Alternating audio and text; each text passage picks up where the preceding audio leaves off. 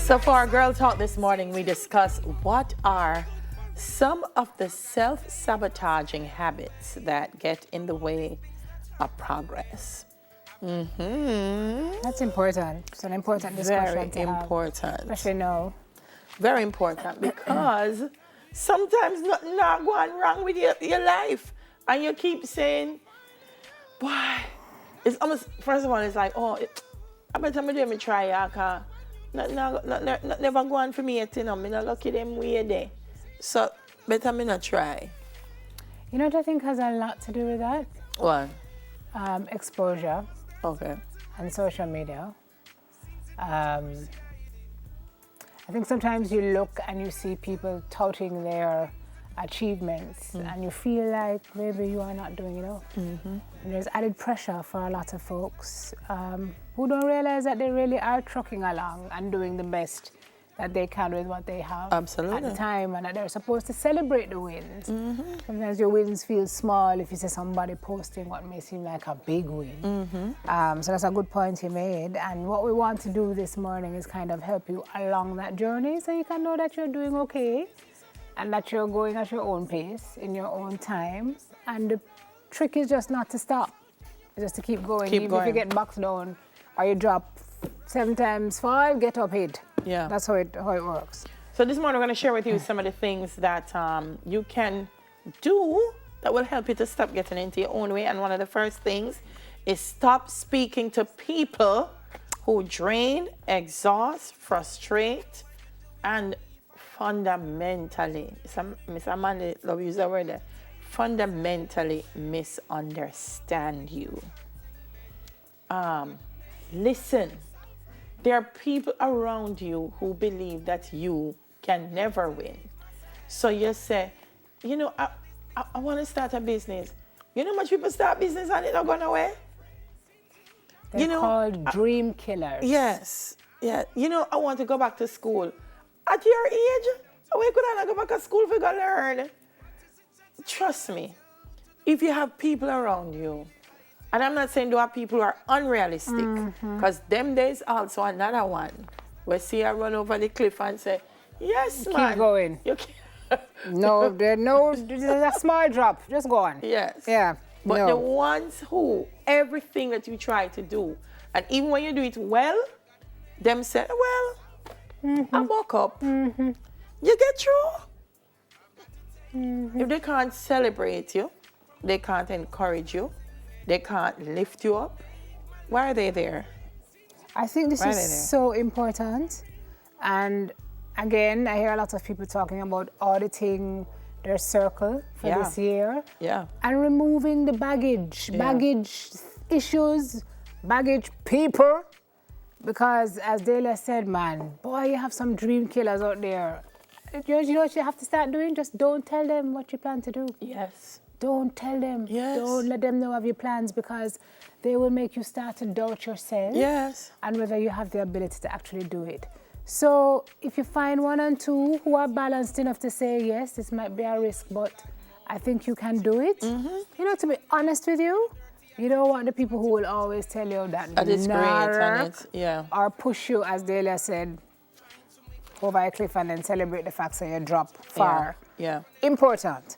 What's the next one? Stop trying to awaken, educate, inform, or inspire people who do not seek out that kind of counsel.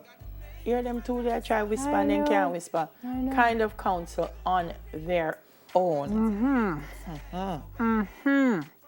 Your efforts will only be ineffective. They will drain you.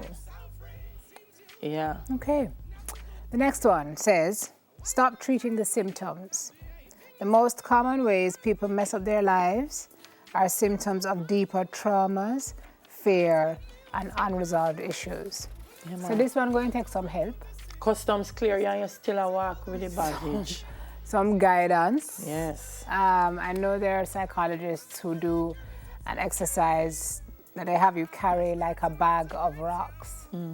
Just carry it around for minutes at a time until you can't take it anymore. And then they have you share that weight with somebody else who means you good. There are many of us walking around with issues, deep-seated from experiences that you've gone through that have scarred you, because we're all human beings, and we don't treat the source of the pain, and so it recurs. And we don't have the tools to treat it, so we don't know how to treat it. And the symptoms come and they go and they come and they go. And the best way to treat it is to get to the heart of whatever the issue is, as painful as that may be.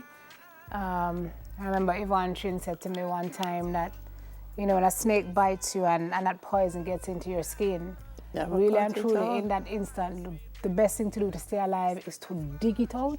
If a knife is all you have to dig it. It's going to hurt you to dig it out, but the poison will be gone, and at some point the pain will heal. So you have to address the deepest. Trust me on that one. I can tell you guys, I've lived that, so I know how that one works. Stop waiting for success to be linear. Instead of being defeated by a setback, stay focused on what the big picture really is. I like to use this example when we used to train volleyball. Ron Wade, our coach, we wouldn't run and jump over the hurdle. He would have us race under the hurdle. Really? Yeah. Building the arms. So you're using your hand to carry your body under the hurdle. And I said to somebody, to me, it tells me that there are many ways to get past a hurdle. Ways. That is very profound. There are many ways to get past a hurdle. We always think that you have to go over it. And I guess those are the rules of that game or that event, but it's your life and your event. So sometimes you get knocked on it, but go on. You pass it. I love that. And actually many obstacle courses will have stuff that you have to crawl under to get through. Yes. So that's very deep, actually, Delia. And what out of this, what I get out of this is akin to some of the stuff that you've been posting about the last year, in that sometimes you encounter a setback or you feel like you've been knocked down and you're like, okay, I tried, it didn't work, I'm done. You cannot do that because life is a series of setbacks, and if you give up after the first or even the second, you know, you don't know what's waiting for you further down the road. So this is really about resilience. It is. And also, and expectations management. Expectations management, because you might say, you know what, I want a promotion at work, so I'm going to go back to school, and I'm going to do my MBA. You go to school, you do your MBA, you're not get the promotion. And you say your life was hard because me do my MBA and I can't get the promotion. And maybe it's not even a promotion you're supposed to get. Maybe it's supposed to left the work and go start a business. Exactly right. Or something else. And life has a strange way of teaching us those lessons. Yeah. What we think are disappointments are oftentimes very big blessings, leading us to exactly what it is that we're supposed to be doing. Yeah, but the key takeaway for this is that everything doesn't happen magically or in an ordered fashion. You know, success is not linear. You will have high points, you will have low points until everything levels off. Start enjoying your life in simple, everyday ways. This is so important. Yes. All of your finest efforts will be for nothing if you look back and realize you never found even a degree of contentment with where you were in the moment. I had this conversation with someone last night. I said, look at all that's happening in your life, and you're so hard on yourself because you've achieved so much. Compare what you've achieved to what somebody else has achieved.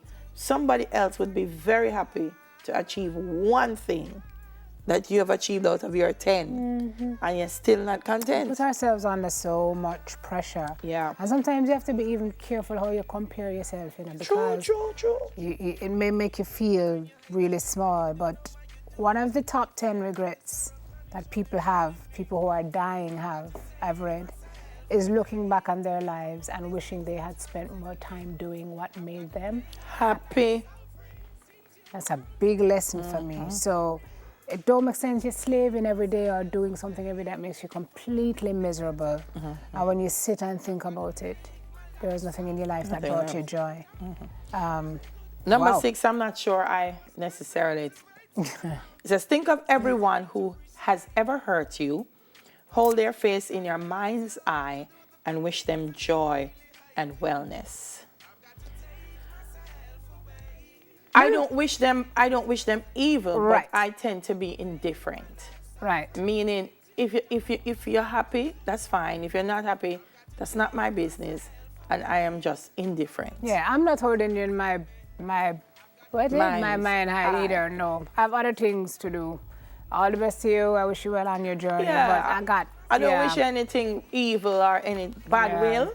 But I was telling the same thing yesterday. I was telling somebody, we're talking about relationships, and I said, when you leave somebody, let it go. We have this tendency to follow them up, cause you hope so the next person them take up are gonna hurt them, or them are gonna unhappy. So you can say, see, you leave me and you're unhappy. Don't care if they're happy. Yeah. You put in your heart and your Let soul it in a go, place. Yeah. let it go. So if they've done you wrong, wish them well, but let it go. Yeah. So we're gone. Last one, stop being greedy. There's a difference between being abundant and being all consumed with having more than anyone else. Yes. Good tips this morning. Yeah. That's it for Girl Talk. Up next, Jamaica Moves. That's after the news. Soon come. Trying to make $1 from them quarters. Thought you were my friend, give an helping hand.